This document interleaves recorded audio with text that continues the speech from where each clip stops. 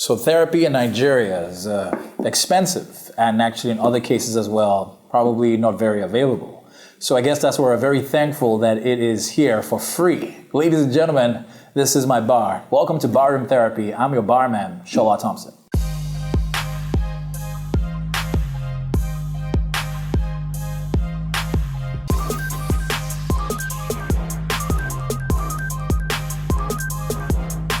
Welcome back to Barroom Therapy. I'm your barman, Shola Thompson.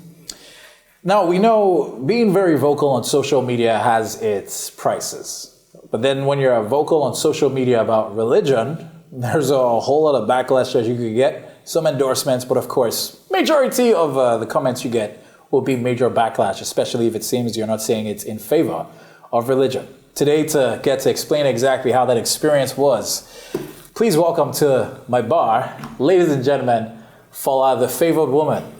How's that for Fola the Favored Woman? Is that right? Because that's what you put on Twitter, the Favored Woman, Fola. So is that what they call you, or I just gave you a new name? No, that's what they call me. That's what they call you, yes. Fola the Favored Woman. Fola or Favored Woman. Awesome. Yeah. Fola or Favored Woman. So, you know what? Let's hook you up with a drink, because we're about to have ourselves a very interesting conversation that has, rub some people off the wrong way, right way, who knows? So what would you like to drink, or should I just give you what are you serving? BRT special? Well, it's a good mix. I don't want to reveal, so that nobody gets too comfortable the next time they come through. And this can be a good shocker. I hope it works. Okay, there you go. One for you, one for me. This looks good. All right, so cheers to a good conversation. Very eye-opening conversation. Yeah. And good, of course.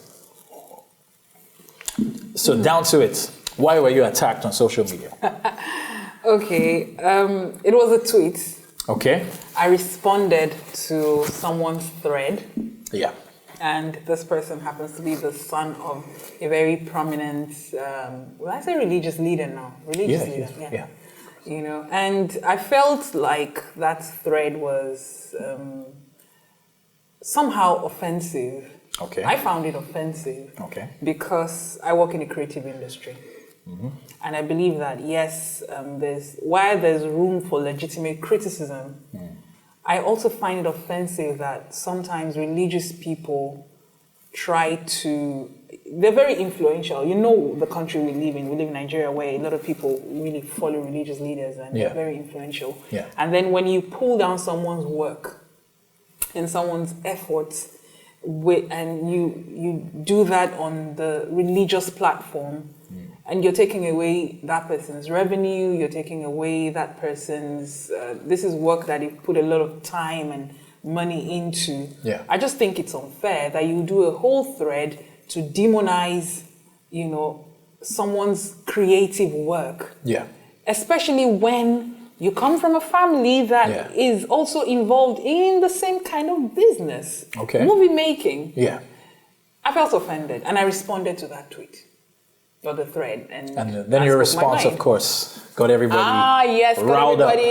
riled up, which is nothing really strange to me. I mean, I have received all sorts of backlash from religious people. Okay. I've always received it, so it didn't really come as a shock. I expected it to happen, and I was ready for it. Very ready for it. Now, you say that you didn't appreciate the fact that he was basically making a mockery of someone's hard work. Not a mockery, but bringing it down, per se. Yeah.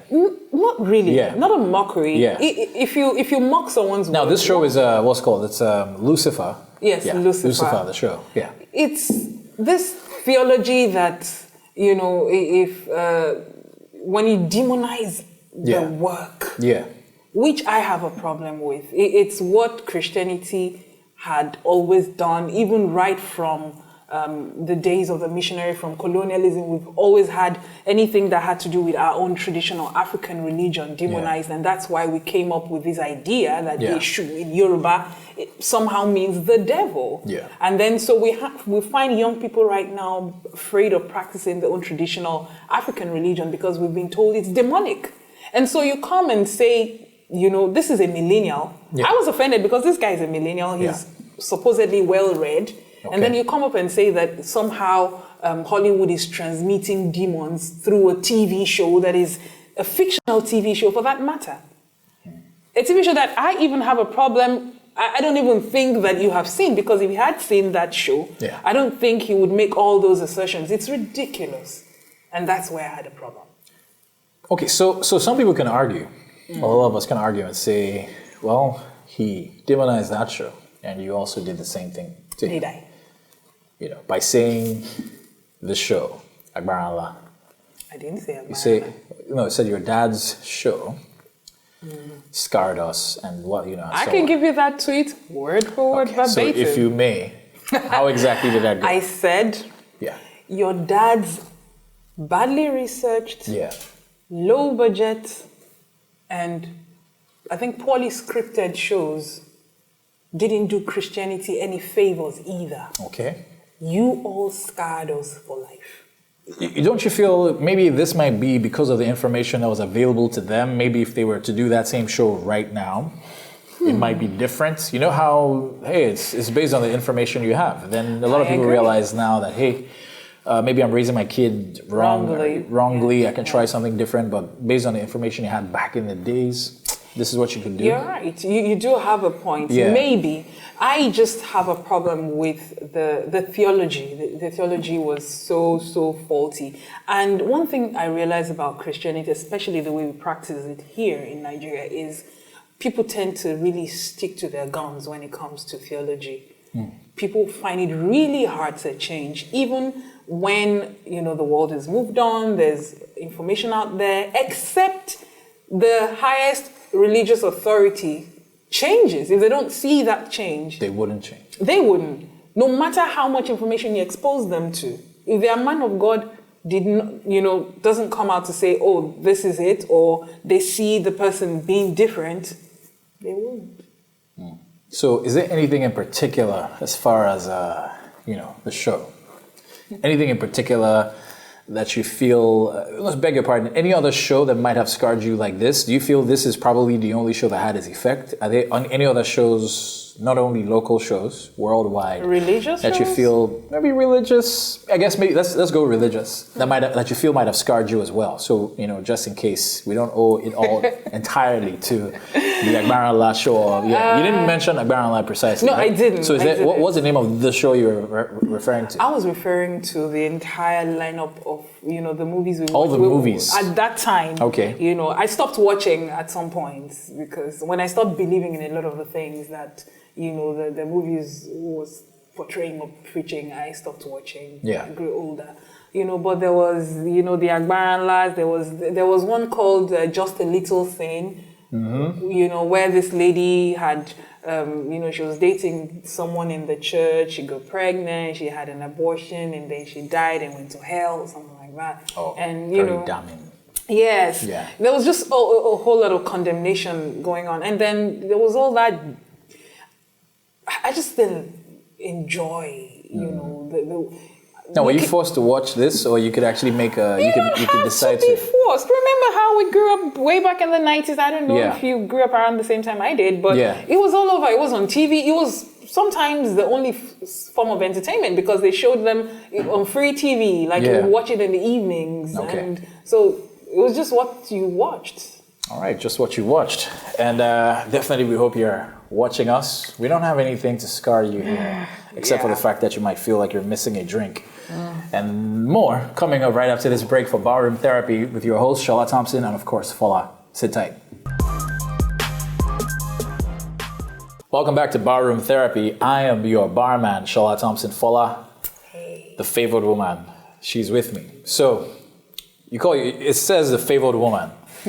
Anybody that hears that or sees that, the first thing they'll think of is, FOLA is she's a good Christian woman. Yeah. So are you a good Christian lady? Let me ask that question. Let me ask you. Would you say you're a good Christian lady? To be a favored woman? I like to think of myself like I'm a good lady. Okay. The Christian part, I'm still like trying to decide if I want to identify as Christian right now. Really? Yes. Okay. I used to be. I can tell you that for free. You used to be? Yeah, anybody who knows me will tell you that I was once a preacher.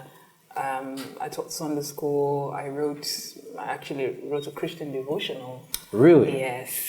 So, and I was born, raised in the system. Yeah. Worked as church staff, pastor's assistants, preached for a very long time, for years actually. Yeah. But then I started asking questions. Some things didn't add up. Some things didn't make sense anymore. I started experiencing things, within the Christian community and the church administration. And, interestingly, I'm a person of faith. Okay. Do you understand? How do you mean? Yes. It means that I love God. It means I believe in God, because I've heard people call me an atheist, like it's some sort of insult, which I think it's not. I mean, people can choose not to believe if they like, no problem, but I do believe. I believe in God. I believe spirituality is deeper and bigger than, one religion can hold. That's where the issue is, because I've looked at, I think the problem started when I started studying. When you started getting more knowledge. I started getting more knowledge. I started studying Christianity as not just a religion, what we believe and why we believe what we believe. Okay. And then I realized that, a lot of time, over the years, we believe what we've been told to believe without questioning these things. And then the nature of God himself, as we've been taught and as I have experienced, contradicts a lot of the things that I would say modern day Christianity holds. Because, right now people have confused being a person of faith, someone who loves God, someone who believes in God and connects with God, with commercial religion. Okay. Pentecostalism is a thing right now. So there's a whole tradition around being a Christian. That's where I have a problem with. Performative Christianity. We have to go to church every Sunday. We have to do this. We have to believe in that. And then, for me, I believe that God is supernatural. God is spiritual. If you connect with him, he connects with you. And it's ridiculous to claim that, hey, the only way to connect with God is this way. Okay. Because at the end of the day, nobody really knows. Nobody really knows the way. People try to say, they know because they've got revelations, they've got this, they've got that. If you look at the history of the Bible itself, you start to wonder, you start to ask why you believe the things that you believe. People sat down, humans like you and I, sat down and decided these are the letters, these are the writings that will guide this new religion. Remember, Christianity is like a sect out of Judaism. And then when it got into Rome and it was becoming a thing, the then Roman emperor decided, these guys are really going to take over my country. It was in his political interest to become a Christian. I'm talking about Constantine. Yes. It was in his political interest to be a Christian. So at the end of the day, you look at, the history books. You look at the scriptures. And then you decide for yourself. Why do you believe the things you believe right now? So with all the things that you said you got to read, you got information, you got more knowledge. I mean, when you got your mind more exposed, which is the situation with a lot of people right now, you realize that there were so many questions, right? And this is what led you to down this path. And right now, you're trying to find out where you are. You would say you're a spiritual person, definitely, but you don't know if you're a Christian. In the sense, in the way it's being practiced, and the way it's being described. Once you say you're a Christian, it's like you put yourself in a box and people expect you to operate and live within the parameters of that box that have been set. I don't want to live like that. Okay, so did anything else happen? Did something? So what particular event or situation happened that just shook you to your very core? That made you just say, I have questions. This can't be. Give me one major. I think a series of events. So, what major one hit you there? It was from working in church as a church staff and pastor's assistant. Yeah. I think I was exposed to a lot of backdoor information, and I saw privileged to that. Yes, I saw how people that we revere and respect and look up to devise a way to consciously deceive people for their own selfish gains. And that was actually what took me out of organized church, like being a part of a church system. Okay. Because it didn't make sense anymore. Because this is not something people do. People say, oh, maybe they don't have enough information. That's what they're teaching wrongly. They do. Oh, they do. Okay. They know. And they consciously choose to manipulate people's emotions, get to know you, manipulate your insecurities. They look at you and find out what your deepest insecurities are, and they play on it, and then you become hooked. And it feels like, oh, this person, they're the ones who know what's going on with you. No, they just know how to play with you. So this is, as we get to, find out more as to why or how you finally found yourself along this path, I guess we'll have to ask, of course, some more important questions. Please. Very necessary, and I appreciate the fact that you're sharing. Good drink? Yeah, really yes, good. Indeed. I love it. Awesome. We'll be back after this break for Barroom Therapy. Sit tight. Welcome back to Barroom Therapy, your barman, and of course, Fola, the favored woman. Yeah. Fola, the favored woman who's had quite a journey and a lot of experience as far as being a regular, dedicated church person to just being just leaving that and now being more spiritual. Yeah. I think that's a good way to put it. Spiritual and human. And human. Yes. So let's touch on this. You mentioned it, but we didn't exactly get to dwell on this for too long. But I think it's necessary because some people have brought this up, and it's a conversation everybody seems to have. Yeah. We're talking about the money drive. Oh yes, that. So what's your take on the money drive? Because it seems a lot of complaints from different people on Twitter, anywhere pretty much, social media, Instagram, anywhere, is the fact that seems to be the driving force. It's the driving for most force. Religious really. houses now. It's the driving force. It's what is waking people up. I would have preferred that, the humanity or the dehumanizing or the emotional abuse that a lot of people go through would wake people up. But if money gets you in there, fine. It's horrible, really, how this happens because, organized church over the years have devised a way to get people hooked through their money. Okay. It's the way they fund this big machine called religion. I do not take away the fact that church does some good. There are churches who really do some social work, who fill up spaces that government should be filling, and we give them kudos for that. But then, underneath all that, there's a lot going on. There's a lot of illegal activity going on. There's also this, I call it the money drive because it's selfish. Okay.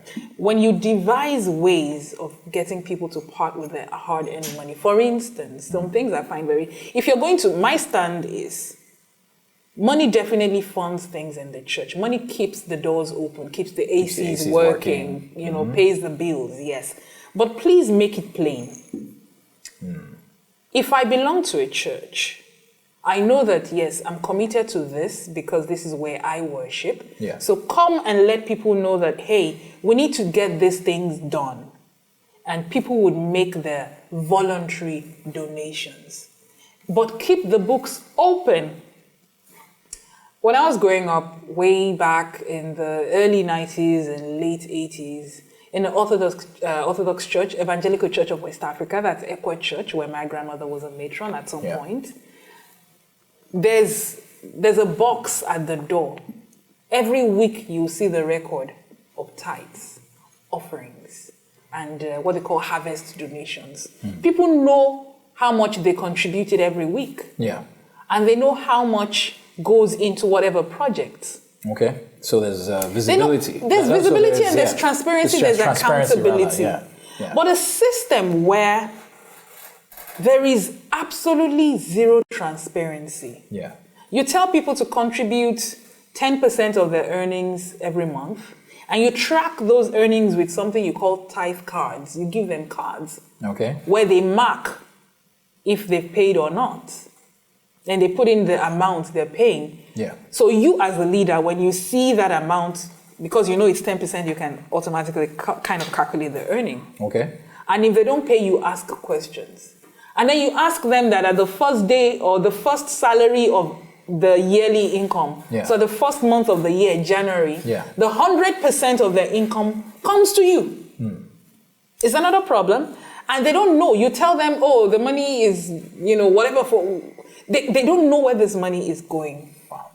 So how does what does your mom or your dad, what do they think about... Thankfully, my dad is dead. Okay. All right. So what does your mom think about this? Because as you said, you're raised a strong Christian. Yes. So with this change, as we know, most of them are not exactly very... they're not happy about change. So how has she related to you so far? I'm sure that your relationship with your mom might have suffered. Not really. Oh, really? Okay. Yes. Interestingly, while I was growing up, she wasn't really very religious. Okay. We, my grandmom, cousins, and all, we were the ones that, That were very, Yes. She was, going. yeah, she was church going as well. Yeah. But, she wasn't really she didn't take it all that seriously. Then over the years, it started getting, more serious. And then we started hosting fellowships in our home. Okay. She started contributing more. She was belonging to groups and all that. And then I think now that, grown, the older women get, the closer to God, I think they get. And then because now they have to pray for their children to be married and to have kids and have jobs. So now they have more prayer points. So I think that's where she is right now. But she's known me all my life, obviously, and she saw me walk the path, and she saw how, I think right now when we argue, she just goes, but you used to be so prayerful, but you used to like going to church now. Why are you not going again? But she's not, she's not aggressive about it. She's not aggressive about it at all. She just looks at me and be like, okay, if that's what you think. What you're going through.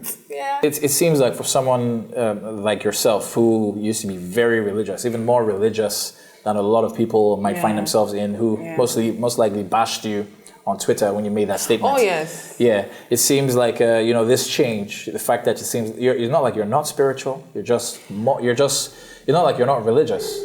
Necessarily, let's just say you're not religious, but you're more religious. Spiritual. I'm just more spiritual. And I'm more human. I'm more human because Yes. I've been able to connect my spirituality to my humanity, which is what organized religion tries to make us forget. Yes. So it's now like an us against them thing. Yeah. So we now see other people as others. There's no inclusion. And one thing I've learned is humans are human. We're like all shades. Okay. We're different people. We come from different places and we experience different things and we experience life in different ways. So the way I connect with God and with the divine does not necessarily mean the way you should connect or the way you will connect. So I look at you, when I see you, I'm not looking at you through the eyes of is he a Christian or is he not a Christian? Does he follow, does he do my version of Christianity or his version of Christianity? What I see is, I see a human being. I see someone who every day is just trying to be a better person. And that's the most important thing. Love, even Jesus, he said, love God, love people. And that's you feel, what I you feel that's the most important message. Love God, love people. If you love people, you would not scheme them of their money. If you love people, you will not manipulate them of their emotions. If you love people, you're not going to see. It's not love when you try to make people follow your own rules. And say this, if you don't live like this, you're not worthy of being recognized. I'm not going to ever tell another human being that if you don't live according to these codes, you're going to burn in eternity. Eternal flames. It's not in my place. I don't even believe that we're all going to burn. I don't believe that God intends for us to burn because there's a whole lot of study around it. I can't start to get into that right now. Really? Because, that's why we suggested, hey, YouTube page, your church.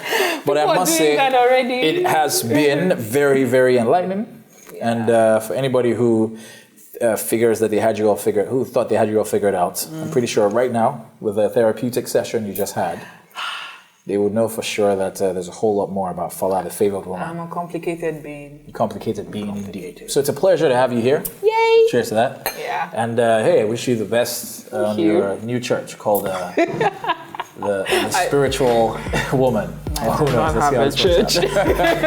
All right, guys, on that note, yes, thank you very much for stopping by, wrapping up for today, another episode of your Barroom Therapy. And make sure you, stay with us and make sure you join us again, same time next week for yet another therapeutic session with your barman, Shola Thompson.